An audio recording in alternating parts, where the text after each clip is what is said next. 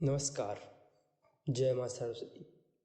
आज का हमारा विषय है गुणवत्तापूर्ण शिक्षा और समग्र विकास।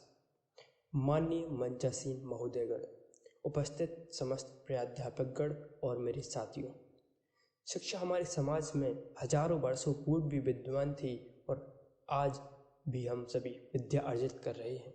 बदलाव आया है तो महज शिक्षा की गुणवत्ता में।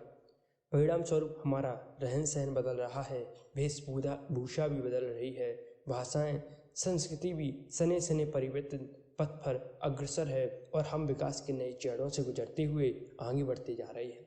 जो शिक्षा पहले समाज के उच्च वर्गों तक सीमित हुआ करती थी, आज समाज के प्रत्येक वर्ग के लिए शिक्षा के द्वार खुले हुए हैं। किसी भी राष्ट्र के लिए वहाँ की शिक्षित पीढ़ी देश के विकास के लिए नींव के पत्थर होते हैं। यह निर्भर करता है राष्ट्र के बच्चों, युवाओं को किस प्रकार की शिक्षा दी जा रही है। एक और अंग्रेजों ने शिक्षा के बल पर ही हमारे देश पर शासन कायम किया था और शिक्षा के बल पर ही हमारे देश के क्रांतिकारियों ने, वीरों ने अंग्रेजों को उखाड़ फेंका। एक देश में जहां सरकार की नीति के विरोध में हथियार बारूद उठा लिए जाते हैं और हिंसात्मक घटनाओं को अंजाम दिया जाता है, वहीं दूसरी ओर दूसरे देश में सरकार की नीति का विरोध अहिंसात्मक तरीकों से किया जाता है। यह भिन्नता उस देश की शिक्षा व्यवस्था, समाज में शिक्षा की व्याप्तता को दर्शाती है। जिस राष्ट्र की शिक्षा में शिष्टाचार युक्त नैतिक मूल्यों का समावेश हो, शिक्षा वरदान के रूप में आगे के वर्षों में उभरती है। शिक्षा केवल हमारे विचारों, कल्पनाओं को नहीं बदलती, अपितु समग्र व्यवहारों, संस्कारों को बदलती है, जो देश के विकास में अहम भूमिका अदा करती है। एक देश के जवान को भी शिक्षा दी जाती है जो देश हित में कार्य करने के लिए होता है, वही एक आतंकी को भी शिक्षा मिलती है जो देश विरोधी कार्यों के लिए संलग्न रहता है।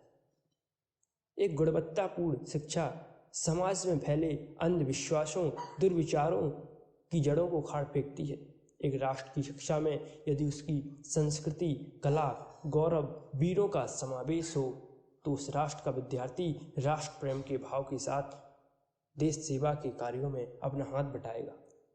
इसके अलावा शिक्षा ऐसी होनी चाहिए जो विद्यार्थी को रुचिकर भी लगे और उसे ज्ञान बयान भी करे, ताकि विद्यार्थी शिक्षा के सागर रूपी भंडार में गहराई से गोते लगा पाए।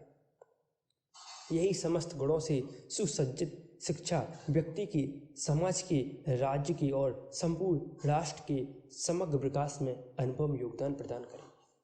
आधुनिकता के युग में परंपरागत संस्कृति का नए स्वरूप में समावेश कर शिक्षा की गुणवत्ता को कई गुना तक बढ़ाया जा सकता है। जिस प्रकार आज के आधुनिक भारत में नई मेडिकल क्षेत्र में माध्यम हिंदी रखा गया है, जो पहले अंग्रेजी हुआ करता था, ऐसे ही बड़े कदमों में नई शिक्षा नीति 2020 देश की शिक्षा में नई जागरण के रूप में इस पीढ़ी को प्राप्त हुई है, जिसका प्रभाव आगे के विकसित भारतवर्ष में महत्वपूर्ण होगा।